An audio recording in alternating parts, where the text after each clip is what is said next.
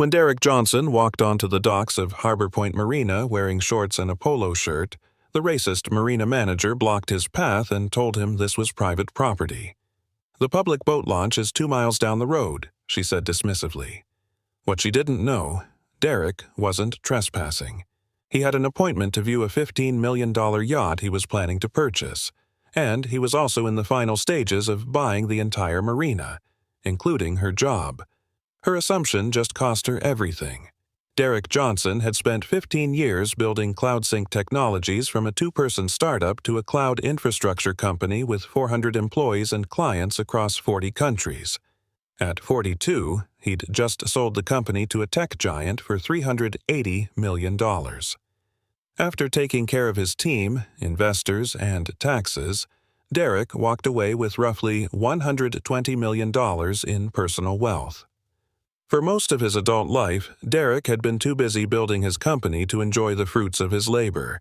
Now, with financial freedom and time, he was ready to pursue a dream he'd had since childhood: owning a yacht. Derek had grown up in Miami, spending summers working at a marina, watching wealthy boat owners cruise in and out of the harbor. He'd dreamed of one day having his own vessel, not as a status symbol, but because he genuinely loved being on the water. The peace of it, the freedom, the horizon stretching endlessly in every direction. So, when his financial advisor mentioned that a stunning 85-foot Azimut yacht was for sale at Harbor Point Marina in Newport, Rhode Island, Derek immediately scheduled a viewing. The yacht was priced at $15 million, a serious investment, but well within Derek's budget. He'd researched it thoroughly. 3 staterooms, full galley, state-of-the-art navigation systems, and a design that was both elegant and seaworthy. But Derek had also learned something else during his research: Harbor Point. Marina itself was for sale. The property, 20 acres of prime waterfront real estate with 150 boat slips, a clubhouse, maintenance facilities, and direct ocean access, was being sold by a family trust for $45 million. Derek had quietly begun negotiations to purchase it. Owning a marina made sense. It would give him a place to dock his yacht, generate rental income from other boat owners, and allow him to be part of the maritime community he'd always admired. His lawyers were in the final stages of due diligence, and Derek expected to close the deal within a month. On a sunny Saturday morning in late June, Derek drove up to Newport for his appointment to view the yacht. He dressed casually: navy shorts, a white polo shirt, boat shoes, the standard attire for anyone spending time on the water. He pulled into the marina parking lot in his Tesla Model S, grabbed his sunglasses, and walked toward the entrance. Harbor Point Marina was beautiful.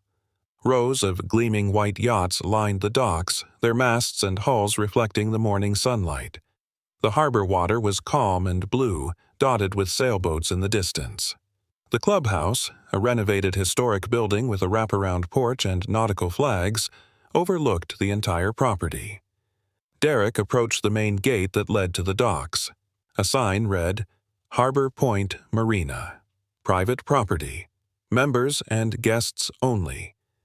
Derek had been given a gate code by the yacht broker, but as he reached for the keypad, a voice called out sharply, "Excuse me, this is private property." Derek turned. A white woman in her 50s was walking toward him quickly, her expression stern. She wore khaki pants, a marina polo shirt with a name tag that read Patricia Holbrook, Marina Manager, and carried a clipboard. "Good morning," Derek said with a friendly smile. "I have an appointment." "This marina is for members only," Patricia interrupted, her tone brooking no argument. "If you're looking for the public boat launch, it's about 2 miles down the road. You'll see signs." Derek's smile faded slightly. "I'm not looking for a boat launch. I have an appointment at 10 a.m. to view a yacht. The broker should have notified you." Patricia's eyes scanned Derek, his casual clothes, his relaxed demeanor, and her expression remained skeptical. "An appointment to view a yacht? Which yacht?" "The 85-foot Azimut. Slip 47. Patricia's eyebrows raised. "That yacht is listed at $15 million. It's being shown to serious buyers only." "I am a serious buyer," Derek said evenly. Patricia crossed her arms. Do you have documentation? A pre-approval letter from a lender? Most people viewing yachts in that price range arrive with their brokers or financial advisors.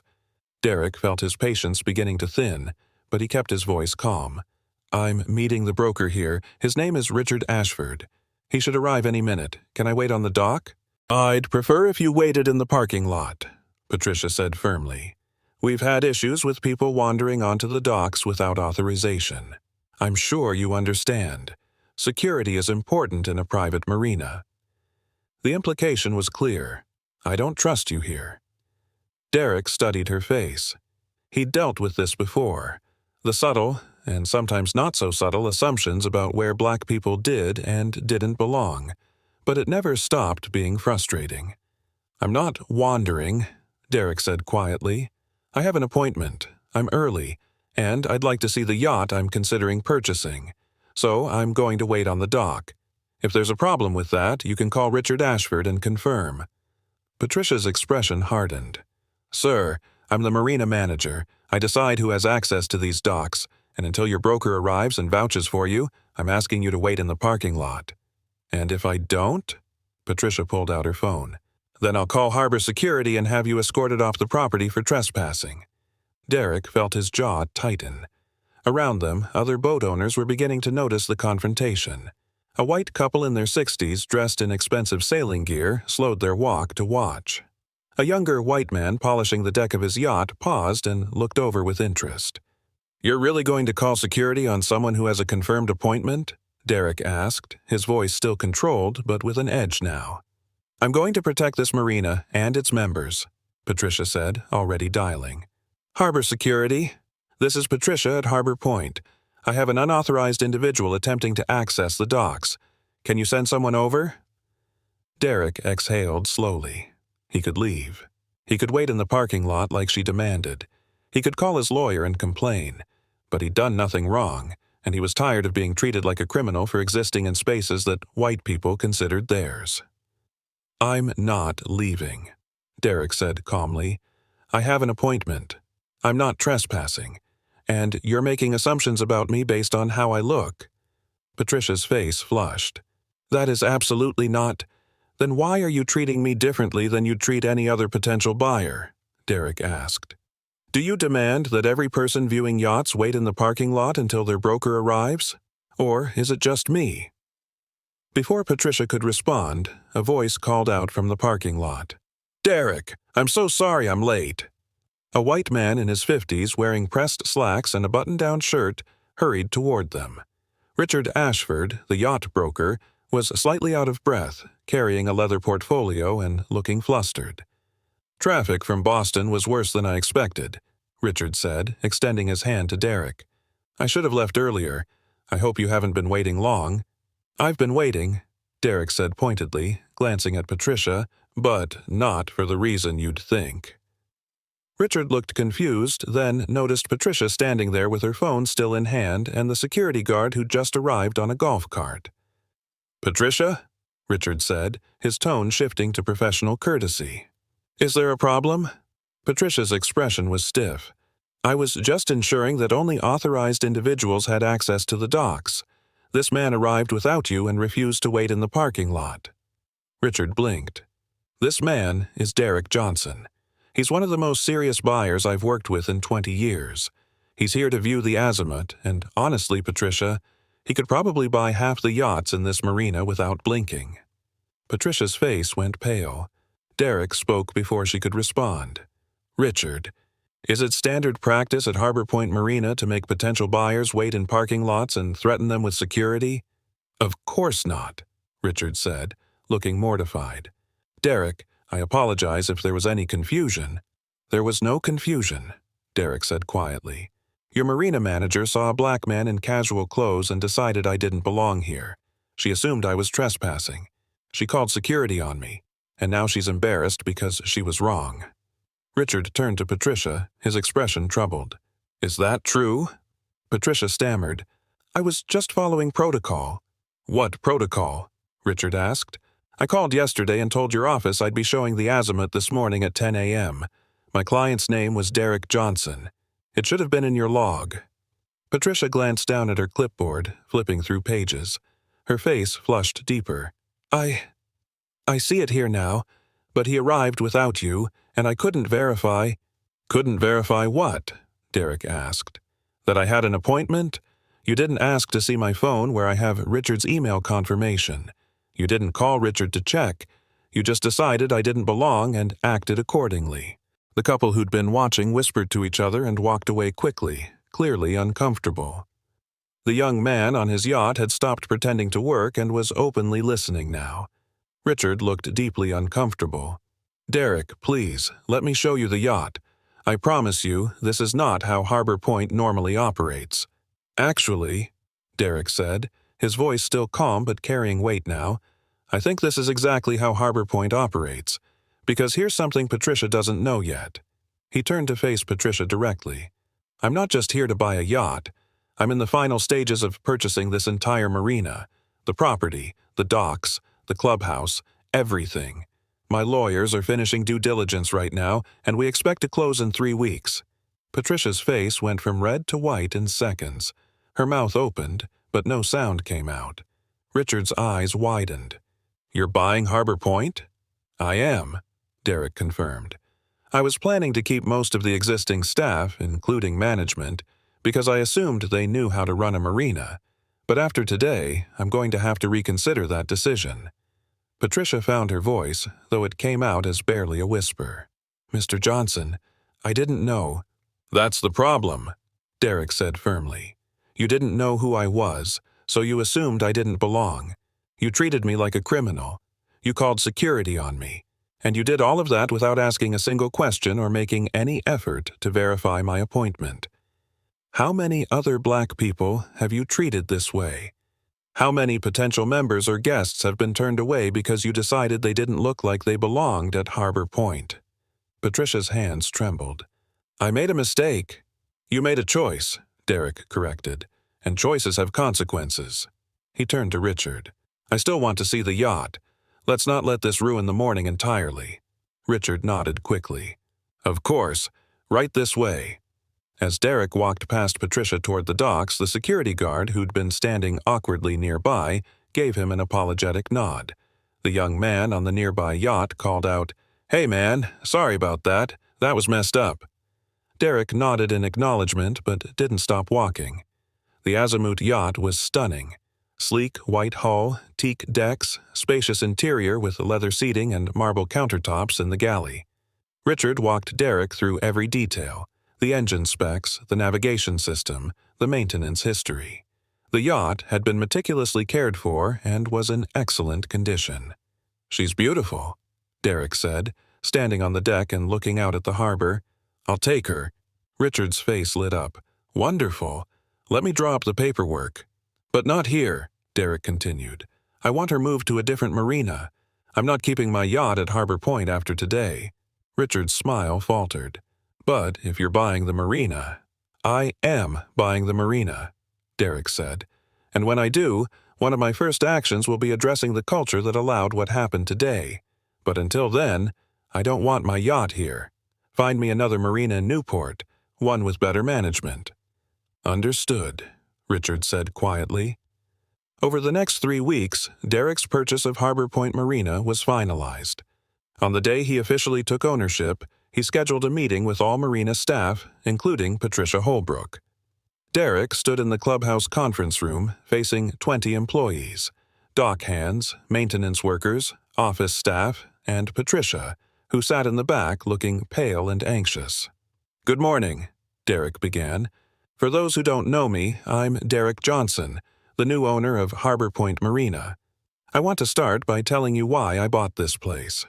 I grew up working at a marina in Miami. I love boats, I love the water, and I love the community that forms around harbors like this one. I bought Harbor Point because I want to be part of that community and help it thrive." He paused, letting his words settle.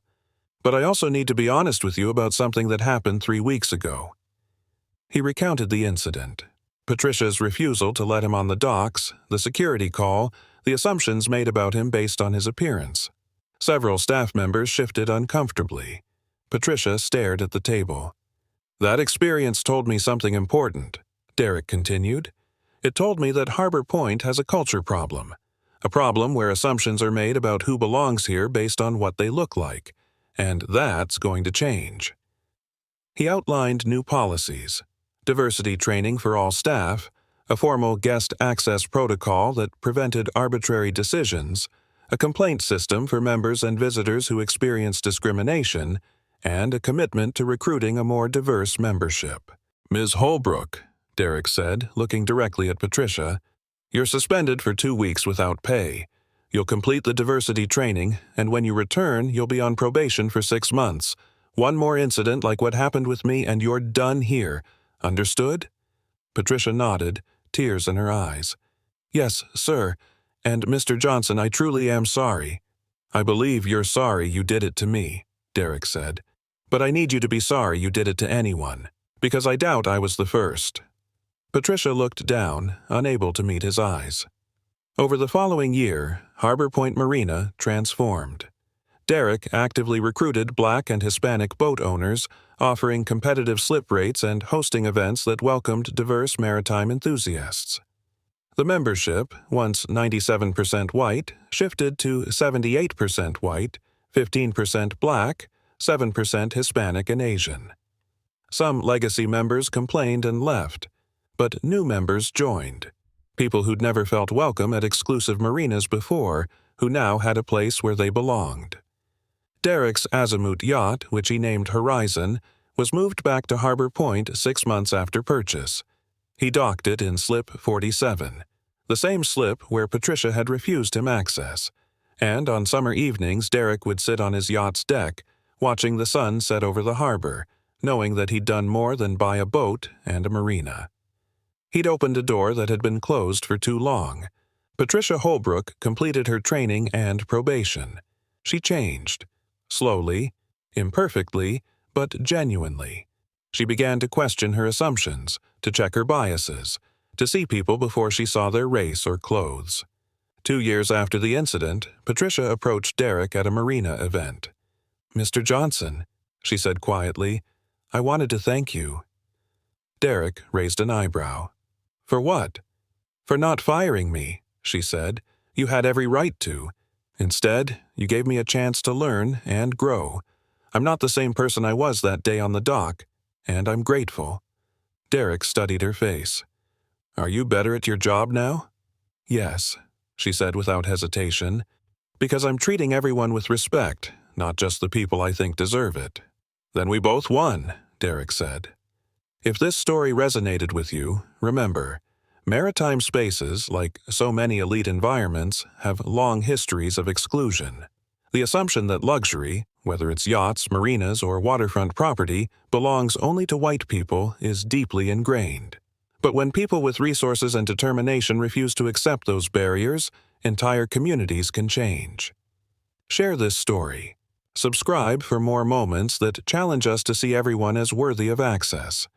And if you work in exclusive spaces, marinas, clubs, resorts, remember, belonging isn't about what someone looks like. It's about respect, dignity, and the courage to question your assumptions.